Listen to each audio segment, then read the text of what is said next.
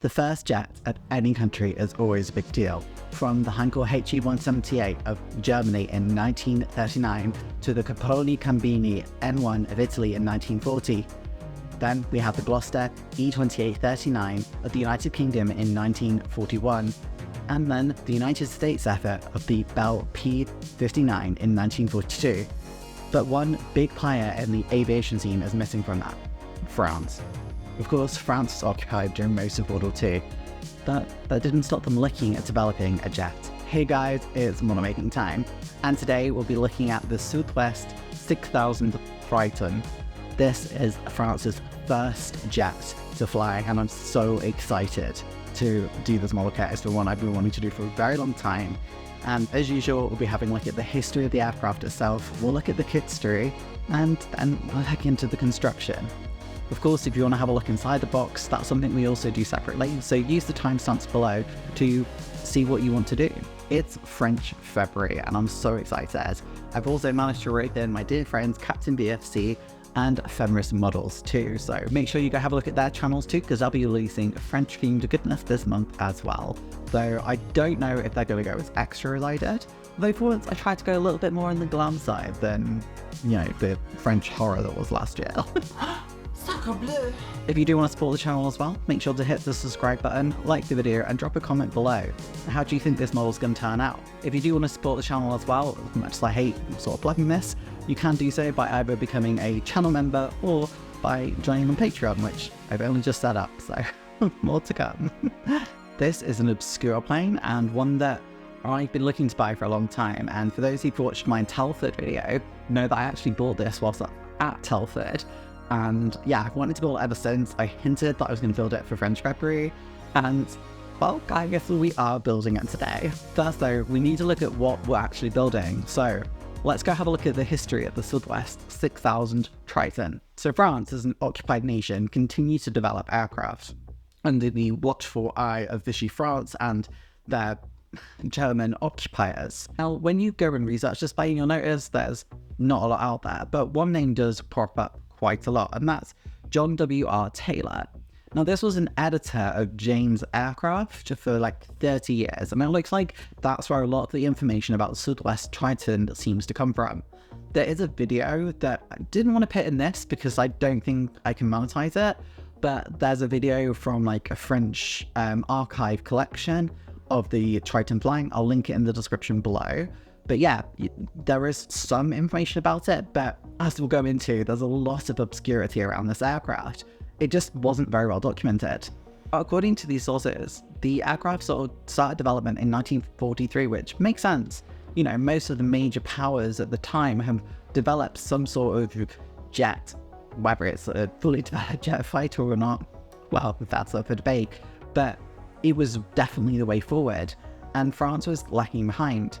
Now, of course, France's resources were gay-capped, as they had Vichy France in control, and Free France obviously did not have the resources to develop its own jet, so realistically they were looking at utilising what was already around at the time. There was some talk of trying to develop their own engine, but this never actually came to fruition, and it led to the Triton actually using both German and British sort of engines once it actually took to flight. We're getting a little bit ahead of ourselves. The designer of this aircraft, Lucien Cervanti, they were someone who was employed at Breguet, and then they went over to the developer at the Triton, which is Nazco. Now, this is a name that is very synonymous with sort of breakthroughs in French aviation, I'd say. Not only did they develop the Triton, they also helped design the first French jet fighter to fly, the Swordfish, and they also worked on Concorde, which is an iconic aircraft in aviation across the world. After the war, France wanted to get onto its level of its contemporaries. The United Kingdom, United States, and Germany have already got flying jets. Some of their air forces are starting to transfer entirely over the jets. France has no indigenous platform. So the government, very eager to rise to the occasion, pursues a jet program. That's where this jet comes in. The Sud-Ouest 6000 Triton, such a long name, was essentially their first foray.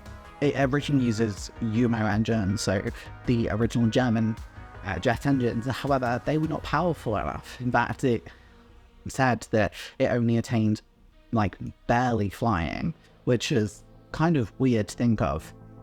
So what they actually did was transfer over to Rolls-Royce mean engines, kind of fitting that the first flying jet and the first French jet used by the French display team both had the same engine in a weird way. With the Neen, it was a much better aircraft. It flew quite well, it obtained speeds of nearing 600 miles per hour. The issue is it had a lot of vibration issues. Again, this is pretty much one of the only things I've read about it. There clearly must have been some sort of issues with air intake though. So on the actual finished version and on the model kit we're going to see today, there are differences. So if you look at the one in the Musée de l'Espace in Paris, and that version has a completely solid nose and just the side air intakes. The model kit itself has a frontal air intake as well, and there were previous ones which have like almost like gills, just like holes in the side of the plane that's the air intake. It's wild. There's so much that changed between the different versions, the 5 different prototypes that were built. Obviously the actual power plant changed, but the physical look of the aircraft and the air intakes changed throughout. But there's not a lot of documentation on it, so which version was which is really unclear. I think we know sort of the final iterations with the side air intakes, and the earlier ones might not have had that, but again, it seems super unclear. I mean, you might have a wealth of resources on this, and if you do, please leave a comment in the description below. I'd love to read more about it, because the plane is fascinating. So this aircraft first took flight on the 11th of November 1946 before Grand Palais in Paris, a few days before it. And this was important. This was a big event in Paris showcasing technological advancements, and for the French this was an opportunity to be like, hey, we got jets too. Now again, it was originally meant to have a French power plant, but as that never came to fruition, it was powered by the Rolls-Royce Neen. Whilst this aircraft in itself wasn't super successful, it essentially led the way for the Sud-Ouest 620 Epsilon, the Swordfish, which was the first indigenous French fighter to enter service. Well, there are only 4 of them really existed as far as I can tell, so not a massive player, but again an important step in French aviation, which was the same designer. Later it would form the basis of the Sud-Ouest 9000 Triton, the multi-propulsion aircraft, like a jet's rocket fighter, and you can see the lineage all the way through. Fascinating story, but yeah, this aircraft, although very obscure, was really important for the French aviation technological journey. I guess that's really all there is for the history of it today. There's not a lot out there. I couldn't find any books on it at the time either, so there might be French language books I guess out there, but nothing I could find for when I needed to do this video. So if there's any further reading, let me know in the comments below. I'll happily check it out. Now, the kit street of this is going to be super short. There's a couple of kits. There's a resin kit by Replica, a resin kit by the ever well-known Dugen of France, and then there's the kit we're looking at today by Mach 2. This kit is released the same year, like 1992, so it's the same age as me for all its sins, and it definitely shows, as we'll find out when we go through the actual kit itself. As far as I can tell, there's only been 1 production run of this kit, and it is becoming increasingly rare, but they do seem to only sell for around £20 to £30. I paid mine up for about £20. I think I got a little bit of a discount because I bought a couple of them together. I wasn't sure if I was definitely doing a video on this, but obviously I've decided to now. But yeah, it is not too expensive. I guess that's all we have to talk about. Normally I'd look at the aircraft in gaming as well, but actually I couldn't find this in anything. Not ILT-9046, it's not in like a War Thunder mod, and I couldn't find it on like FSX or anything else. So yeah, I guess we'll go and have a look inside the box and we'll see what wonders and mysteries await us. Well, here we go guys, the Mach 2 SO6000 Triton. I actually really like this box style as well. I know it's a bit, well, 90s, this is the actual boxing from 1992, but I kind of like it. It's a nice vibe. Honestly, I'd like this to make a comeback. This or like, you know, really beautiful artwork like Avex does. Anyway, in the box itself, we have these 2 sprues, the instructions, decals, and the clear bar. Let's have a look at this fuselage first. 2 halves, and then the cockpit bits inside as well. Not too bad detailing on there as well. Again, considering the age of the kit and it's a relatively limited run, it's not too bad, but here on the wings we can see the first big flaw. There's some dents in the wings where obviously not quite enough plastic has gone into the mold, or potentially the mold's got damaged over time. But yeah, there's like some definite sort of depressions into the mold, or the plastic, should I say, which is unfortunate. And you know, a lot of the parts are a bit rough and ready. You can see a bit more detail there, how severe the sort of the depressions are, even on the left wing there. I didn't even notice initially. Yeah, it's quite a lot. None of the parts are super crisp either. Again, this is quite an old kit, so it's going to take some work to bring it up to modern standards, which I'm probably not the right person for, but give it a go anyway. The clear part I actually really like. So it's got this sort of different texture where it's meant to be sort of painted. And I really like this. I think this is really clever. It makes it so much easier than just panel lines.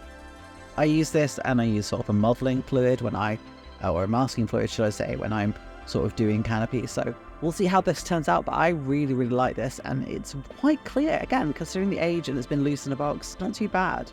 The decals are quite simple. I wasn't expecting a lot from these, and look at those later. And these are the instructions, guys. Oh my god, that's it, just an exploded view. There's not a lot of parts, but yeah, I did not love this. I'm going to be really honest. It was not my favourite, but it is what it is. So as you can probably tell, this is quite a simple kit. Only a few parts to it. The instructions they're an attempt at instructions. And yeah, relatively straightforward, bit rough and ready. And yeah, I was a bit nervous to do this again. It was definitely the wrong choice for like the 1st of February. I will say before we go into the production that I had issues we'll go into later. This kit did not turn out like the best of the best, but I'm still proud that I finished it because I didn't want to let take over, because that would have been really easy to do. Right, let's get into the construction and I'll talk you through it. I'm warning you as well, I went off camera several times in this. It was really frustrating, so bear with. We will go through it and I'll try and talk through as much as I can. So, as usual, it's a case of cutting everything off first. Now, a lot of the parts need some filing down, and that's what I was doing there, particularly with the knife. The wings come as one part, so I glued those on straight away. The tail section, again, needed flattening. This could have done with sanding, but I decided to do it with my knife to get a sort of a bit more off in one go, and just get one flat surface, and then sand it down if I needed to. I glued these on as well, and this is the start of me starting to get things off the camera. I need to adjust my camera setup. I'm sorry. This is only the second model I built with the setup, so I've got a lot of adjustment and fine tuning to do. But yeah, so stuck these on afterwards. Again, I've done this before. I've stuck the fuselage half together, which is kind of unusual for me. Quite often I will try and wait until it's all together, but for this I just sort of, you know, screw it. I'll just put it all together and let them set whilst I'm doing the canopy. The cockpit even. Now the cockpit itself consists of essentially a tub that comes in 2 different parts. One bit is going to have the sort of the air intake and the front weir well, and then this bit you can see is the top side, and that's going to be the cockpit for like people to actually sit in. It's a really weird layout, and not because just that side by side, but the fact you've got this massive sort of division between the two of you, and then sort of, I don't know, it's more like an airliner sort of glazing for the canopy as well. It's an odd cockpit, just to be honest. So, sitting on the control panel there are some sort of invitations for you to paint white or whatever colour for the dials. I chose to do black and white, and then a little bit of red that got stuck on there by accident. And then I was sticking in these sort of, I guess, domes that go inside, and these domes are like the inside of the wheel well, because the wheels sort of like fold into the side of it. There's no, from what I can tell, there's no sort of cover for the wheels once they're absorbed into the side of the aircraft. The front wheel is a bit weirder. It apparently sort of goes completely flat and then sort of it covers it up afterwards. It's very unusual layout. Not everything moved at once with the front one. So yeah. So once everything's sort of stuck in place, there's also sort of a semicircle that goes, or I say semicircle, a circular piece even that goes into the back of the cockpit where this will rest against. But, you know, we're going to sit the cockpit in, we're going to paint it first. So I decided to go for all black. Looking at the pictures that, again, aren't many that I could see online, I went for all black, red seats, and I went for sort of the black and white control panel. Now, I haven't primed this because, to be honest, I thought It's 1/72 scale. You're barely going to see it anyway, and I just need it to look somewhat okay. So I didn't want to focus too hard on the cockpit in this. I am doing another project for February, hopefully that'll get out in time, and that I'm focusing a lot more on the cockpit. But this one, there were a lot of time constraints as well, so I decided, hey, I won't focus too hard on the inside. So I'm just trying to get a really solid black. Underneath this is Tal Schwarz, the Revell sort of slightly off black color. I use this quite a lot. I think it's a really nice deep black, to be honest. So yeah, so I decided to undercoat it all in, and once that was all ready, I did the insides of the fuselage where the cockpit is going to sit, or the tub is going to sit. So got that the exact same color. You can see me going with a fairly fine brush and just doing the little circles for sort of the cockpit, and I was kind of okay with how these went. They're not my best in the end, but like I was quite happy with these. It was quite hard to film it all, but yeah, the seats I left sort of semi-black because I just thought it'll add a bit more depth, but to be honest, now I look at them, they look awful.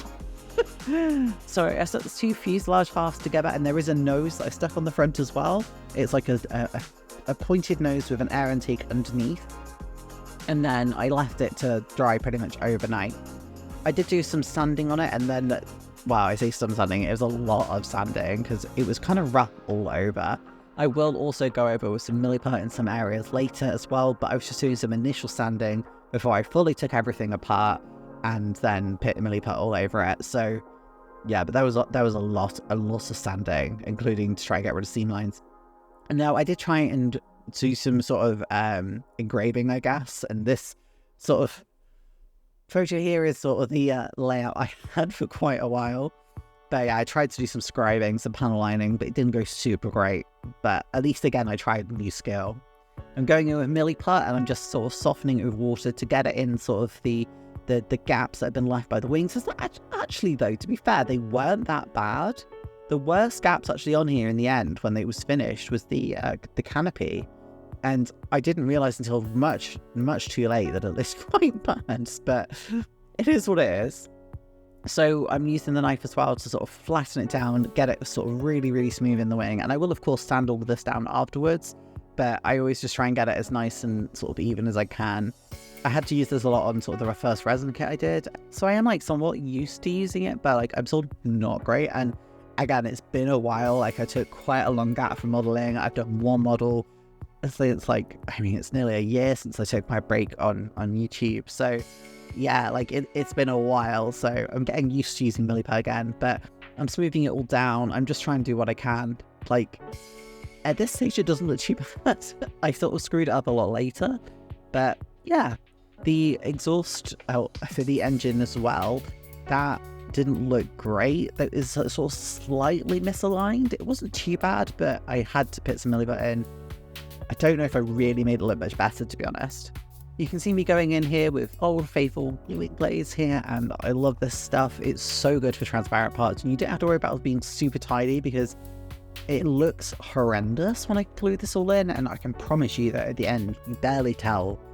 And I use it to fill in the gaps as well because it dries completely glass clear. Like I've used this on my Lancaster for some clear parts that I lost, and you can't even tell. They just look like they've got transparencies in. So yeah, I always use this to fill gaps on canopies now.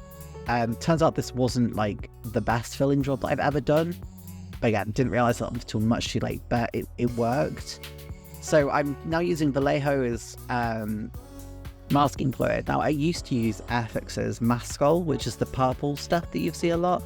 But I find, I don't know, like I didn't find I got sort of the ease of control that I do with the Vallejo stuff. The Vallejo stuff is also very cheap in comparison, I found.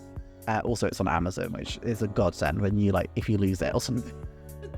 Which is actually the reason I ended up using it, because my Mascol went off and I needed to use some, so I ordered this on a whim, and I love this stuff.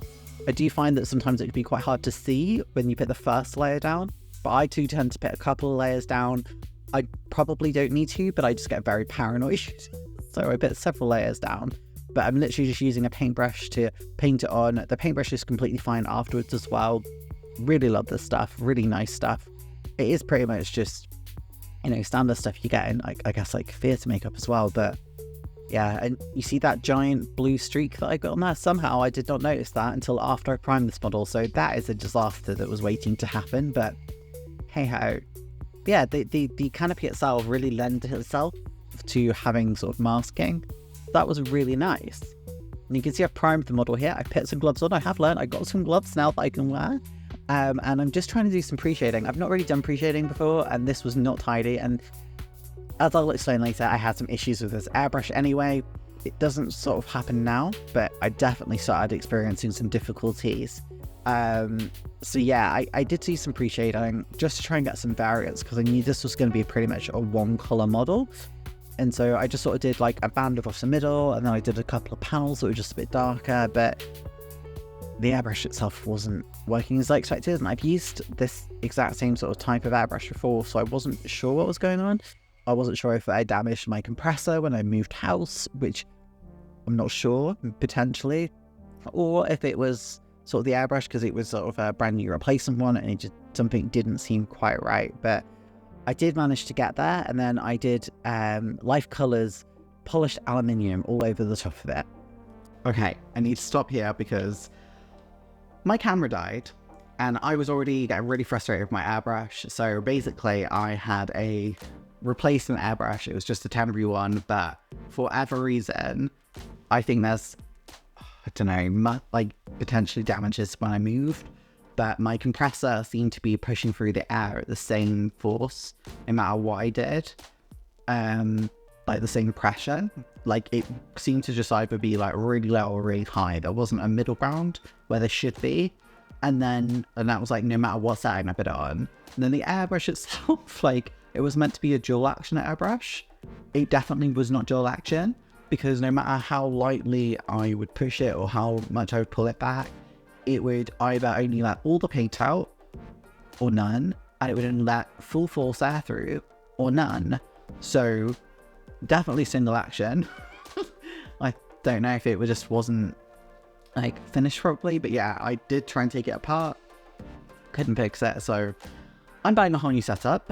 It's fine, because I needed a nicer airbrush anyway, so it's an excuse one. But yeah, I'm just pre-warning you because the finish on this is not my best, but it's still alright, I think. But yeah, let's go back into finishing off the model.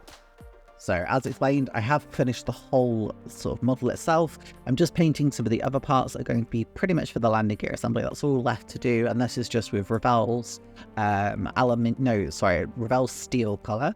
Now the model itself I finished with, as I said, it's Life Colors polished aluminium, and I also used some dark aluminium that I sprayed over the top to try and again get some variance. I don't know why this video was so cursed with me going off camera all the time, but yeah, apparently I just did it constantly. This front wheel I found really hard to get in place, and then there's a little like almost like a fork, like a tuning fork shape that you have to use as like the proppy up bit. That's a really technical term there for that landing gear, but I couldn't get that in properly either, so mine doesn't look great. But yeah, I got it on. It doesn't look super great though. It's a bit like blobby where I joined it, but it is what it is. You can see I put a door on for the landing gear as well. It's sort of a weird shape. It's sort of like a flat and then a sort of semicircular slope at the end. I think there's another bit that's meant to go on, but I couldn't work out where it goes. I've left it off mine in the end.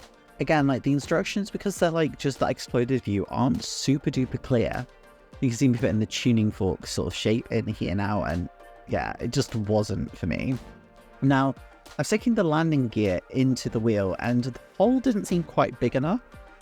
And then I snapped the long, spindly stick, and you can see there the little side of it, and the main bit inside. So yeah, I broke one of the legs. I did manage to fix them both. I was very glad to hear, but into quite a lot of patience and effort, and patience is not my strong point, as you probably all know, so yeah. Either way, I did the other landing gear leg whilst I was waiting for this one, but it was an absolute disaster. It really made me think, you know what, everything's going wrong with this cat, I should just walk away from it. You can see how bad the colouring is underneath this as well. Like, I really screwed up this model so badly. But yeah, I went back in, I got the first one done, and then I had to wait for the other one to dry. And then once it was mostly dry, I probably should have left it a bit longer. I stuck this one in as well. And then I left them both to dry somewhere where the cat couldn't get to, because I was terrified of that happening. This took a little bit of patience as well just to get it in place. There's nothing else to put them on, and again, the hole isn't very deep. I probably should have made the hole a little bit deeper for the landing gear legs, but they look so comical because they're just so long and spindly. It's so funny. Use the Tamiya extra thin on the landing gear again just to get that really quick setting action on there as well. Probably not the most secure, but I ended up going over it with the Revala later on. Now there are some little, again, like the supporty bits, like I was saying, the tuning fork bit on the front one. Well, we've got these sort of supporting arms here on the inside, and I found these quite tricky to get in place as well because there's nowhere again where they're meant to go into that I could really see. So I got both of those in, didn't really get great angles of them. I did it mostly off camera. I was getting very frustrated, and you can see here the decals are broken. This became a common theme throughout all of the decals. I probably should have got some Microsol, Microset, and sort of other decal solutions that are available. I didn't have those at the time. I got my standard decal fix and water. So yeah, we basically played with broken decals the whole time, and miraculously I think I got away with it, which is absolutely shocking because I have always struggled with these. So my technique was basically just to try and break them as little as possible, and then the bits that broken, just put them on one by one very patiently, and then put them back together once they're on the model, which is obviously the only thing you really can do.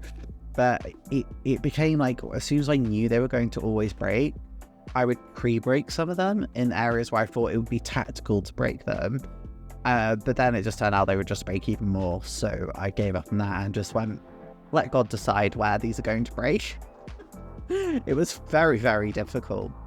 The French flags on the back are probably the bits that I think look worse because they're so vibrant and any tear is very noticeable. The rest of them are mostly black, as you can see here. It's pretty much just black lettering, the rest of it. This one wasn't too bad, but the other side broke on like the letter H, for example, and I had to like reattach the H's together. This one, the F, the bottom of the F is broken, so I had to re-put that all in place. Honestly, it was not super fun, to the point where you have to put the sign on the sort of the bottom of the wings as well, and I just didn't bother because I was just like, absolutely not, I'm not doing this. They're already broken enough. That's it. It's just going on the top and the sides, and that's it.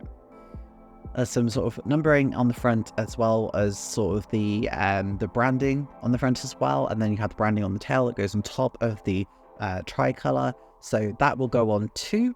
But yeah, that's pretty much it for the decaling. You can see I painted the wheels not super neatly. One of the wheels as well has a lot of fuzz around it. That's staying because I'm too scared of breaking the landing gear, and it's still not super secure despite the fact I've left it quite a long time. So yeah, we're just gonna accept the fact the landing gear looks pretty rubbish. But once all the decals are on and I put a varnish on top, which was just Revell's clear because again I don't have an airbrush at the moment, it was time to pull off the Vallejo masking fluid, and this was really satisfying. It was quite tough because I had to break through the sort of the gloss, and the gloss I put on was really quite deep, which is a bit of a mistake. Again, it's quite hard to brush the varnish, but I left a lot of this in the video because I just thought it would be so satisfying to watch. It's probably quite frustrating at first, but once you get the peel at the end, ugh, honeys are so satisfying. It does look not very neat, but I went in with like a cocktail stick basically afterwards and just cleaned it up the same way I'd remove paint anyway. And yeah, I thought it was so nice. Honestly, I really enjoyed this bit. I was really worried because I was scared I might have got some paint inside, because again I filled the gaps of Clear Fix, but honestly it worked miraculously well. And even then, I know it doesn't look neat now, but now I've got the finished model, I think, yeah, she doesn't look too bad. So I've done most of them, and then I'm pulling off the top one because again I kept going off camera, unfortunately.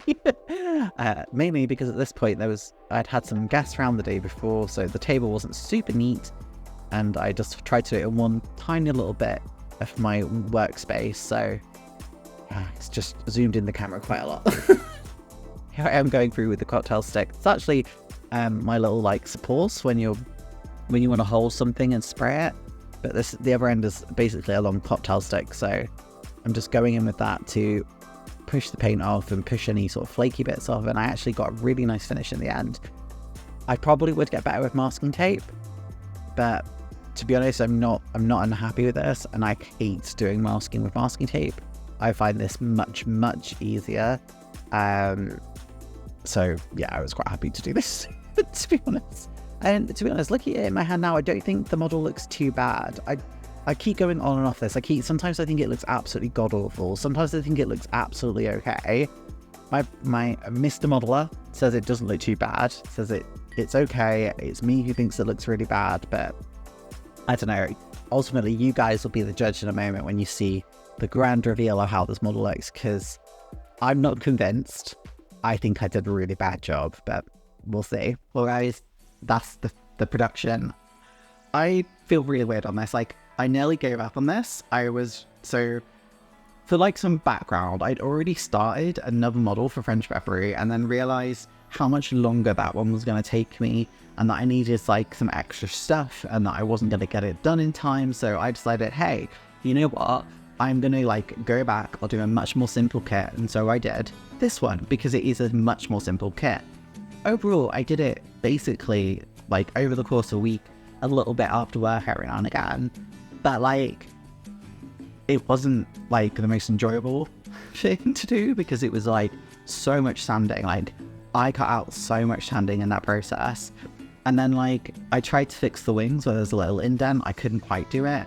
But I tried some new techniques I've never done pre-shading before. I get that now. I can see the difference. Looking at the model in the right light, I can see the darker shade where I've put the black underneath. So I get it now.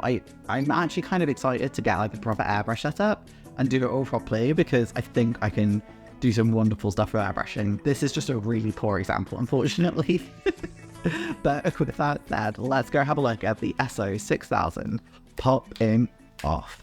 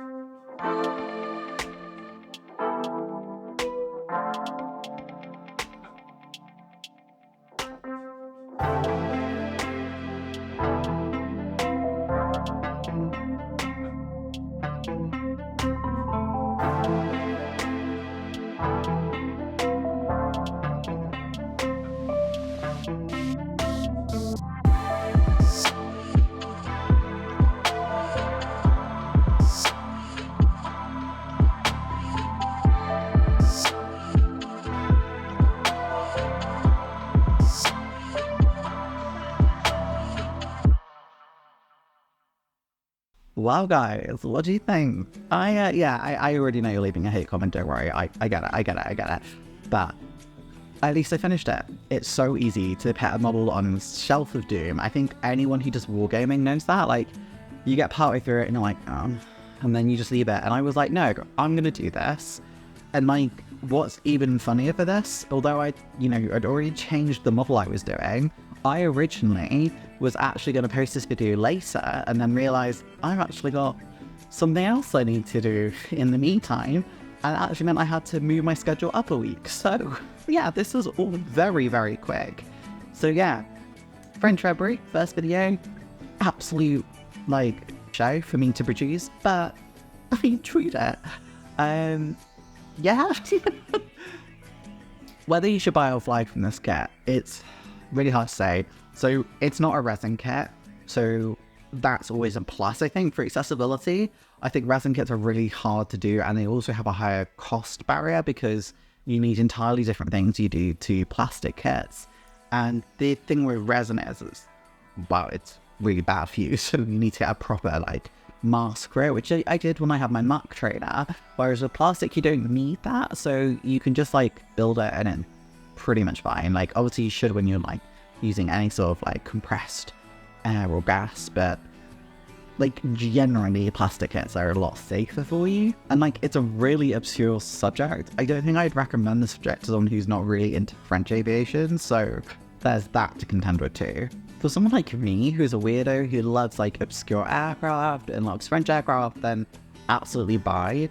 Otherwise, I'd probably say save your money and spend it on something else, because like it's not a super like lush kit to make. It's quite difficult, and to be honest, they're quite expensive for the amount of plastic you get as well. So yeah, I think I'd probably say fly away, to be honest, to most people. Just people who love like French aviation like me, like then it's definitely a buy. Well, that's it. Thank you so much for joining me, honeys. If you've enjoyed this video, make sure to subscribe to the channel down below to be kept up to date when I release new videos, which generally will go up sometime on a Monday. I try and upload videos like every other week or so, sometimes a bit longer, sometimes it's shorter. Try not to be too scheduled, because that's how we avoid burnout. Also, drop me a comment down below. What early jet would you like me to build next? The Campini, the Gloucester, the Heinkel, or the American Bell? Like, there's so many choices. There's like the Japanese ones as well. So there's a lot of things we could look at, yeah. Also, if you've liked what you've seen here, make sure to leave a little thumbs up as well. That's always nice. We try and spread as much positivity as we can here. Thanks to all subscribers, but especially my channel members. Shoutouts go to my advanced kit level members, including Gavin Blackburn, Wayne Welly, Hobby Time, Scaly Models, Phil, Genevieve Albridge, David Barber, Taggers 365, Jeff's Dioramas, Iron Duke, and the two longest supporting members of the channel, Explosive Water and Crazy Closure. If you haven't seen some of my content before, check out this video that YouTube has recommended just for you, and make sure to hit that subscribe button so that you are notified of new videos when and they come out. Have a great day, and see you later.